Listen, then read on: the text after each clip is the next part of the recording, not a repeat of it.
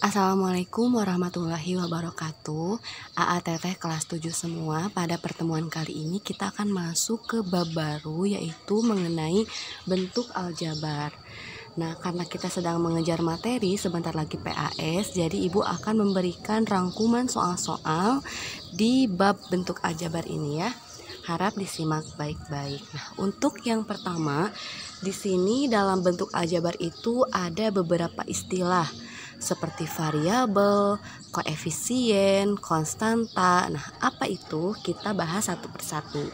Kita bahas dulu apa itu variabel. Variabel itu adalah suatu peubah dalam bentuk aljabar yang biasanya dilambangkan dengan huruf-huruf kecil alfabet dari A sampai Z. Contohnya di sini. Tentukan variabel-variabel dari bentuk aljabar di bawah ini. Nomor 1 itu bentuk aljabarnya 2A, maka variabelnya huruf yang ada pada bentuk aljabar 2A adalah A, maka variabelnya adalah A. Contoh kedua, nah di sini ada lagi 3A tambah B, berarti variabelnya ada huruf apa saja di sana? Ada A dan B, maka variabelnya ada dua, yaitu variabel A dan variabel B. Oke, paham ya? Sekarang kalian lanjutkan nomor 3, tentukan variabelnya. Nomor 4, nomor 5 juga sama sesuai contoh yang sudah Ibu berikan tadi. Selanjutnya, nah, koefisien. Apa itu koefisien? Koefisien adalah suatu angka yang ada di depan variabel. Contohnya di sini nomor 1 ada bentuk aljabar 5 dikurangi 2x. Nah, variabelnya kan x ya. Nah, koefisien adalah angka yang ada di depan variabel, yaitu apa ini angka yang ada di depan x? 2, betul. Tapi jangan lupa ada tanda pengurangan di situ. Sehingga koefisiennya bukan positif 2 tapi negatif 2. Jadi harus memperhatikan tanda yang ada di depan angkanya. Nah, jadi x-nya adalah negatif 2, koefisien x-nya adalah negatif 2. Contoh lain, misalkan di sini bentuk aljabarnya 4x kuadrat dikurangi 5x ditambah 6. Koefisien x-nya yang mana, Bu? Nah, jawabannya adalah yang negatif 5. Kenapa negatif 5? Bukan 4. Kenapa bukan 4? Karena 4 ini adalah angka yang ada di depan variabel x kuadrat. Nah, jadi x-nya ada pangkatnya. Tapi soal yang diminta adalah koefisien dari x. Nah, yang x yang mana? Yang ini. Nah, angka yang ada di depan x adalah negatif 5. Oke, bisa dipahami ya? Oke, kalian coba kerjakan soal nomor 3, 4, dan 5. Soal selanjutnya, nah konstanta. Tadi kita sudah belajar variabel, kemudian koefisien, sekarang konstanta. Apa itu konstanta? Konstanta itu adalah angka yang tidak mengandung variabel, melainkan hanya angka saja. Nah, contohnya ini nomor 1, 5 dikurangi 2x. Angka aja, nggak mengandung variabel, berarti sudah jelas pasti 5. Karena nggak mungkin yang negatif 2x, karena negatif 2 itu mengandung variabel x. Jadi cuman angka saja berdiri sendiri. Jawabannya berarti konstantanya 5. Contoh lain, misalkan di sini bentuk aljabarnya x kuadrat ditambah 2xy ditambah x tambah 3. Konstantanya berapa? Kalian langsung fokus aja ke yang angkanya aja. Berarti di sini yang angka aja yang tidak mengandung variabel berarti 3, berarti konstantanya 3. Oke, gampang ya. Kalian kerjakan nomor 3, 4, dan 5. Lanjut. Nah, selanjutnya dalam aljabar juga ada operasi. Tidak jauh dari penjumlahan, pengurangan, perkalian, dan pembagian. Bagaimana bentuk operasi dalam bentuk aljabar? Coba simak penjelasan berikut ini.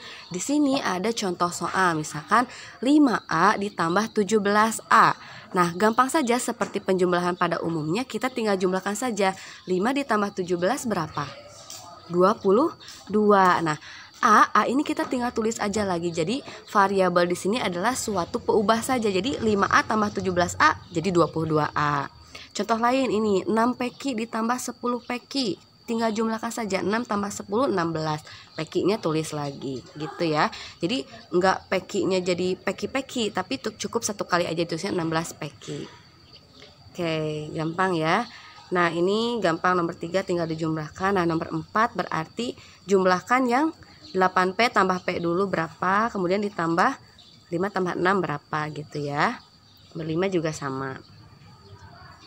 Selanjutnya, nah ini perkalian antara konstanta dengan bentuk aljabar. Di sini Ibu beri 2 contoh. Nomor 1 soalnya adalah 4 dalam kurung A tambah B itu dibaca 4 dikali A tambah B. Caranya adalah kali pelangi namanya, karena ini ada suatu panah yang mirip pelangi ya, jadi dikatakan kali pelangi. Maksudnya apa Bu kali pelangi? Jadi kita ikuti arah panahnya 4 ke A, artinya 4 dikali A. 4 dikali A akan sama dengan 4A. Nah, 4A tulis di sini. 4 dikali B itu akan sama dengan 4B. Jadi 4B-nya tulis di sini, sehingga jawabannya adalah 4A ditambah 4B. Apakah bisa dijumlahkan? 4A tambah 4B ada hasilnya tidak?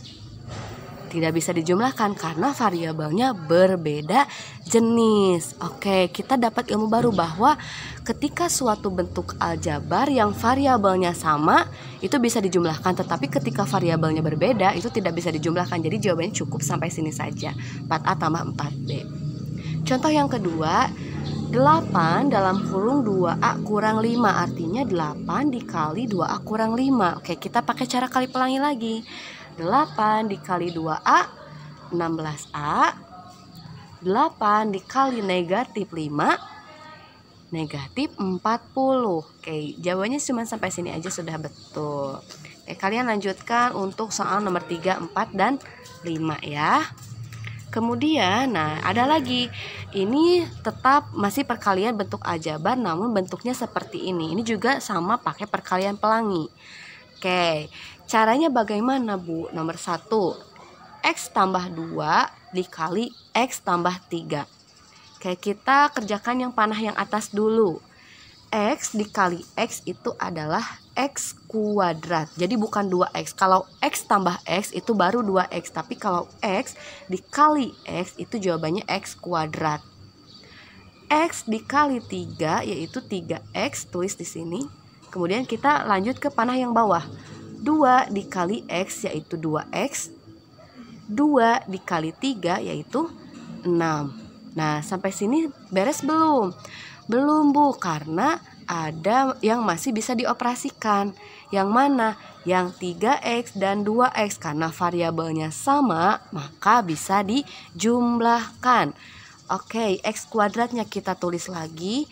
3X ditambah 2X adalah 5X, dan 6-nya kita tulis lagi. Jadi jawaban akhirnya adalah X kuadrat ditambah 5X ditambah 6.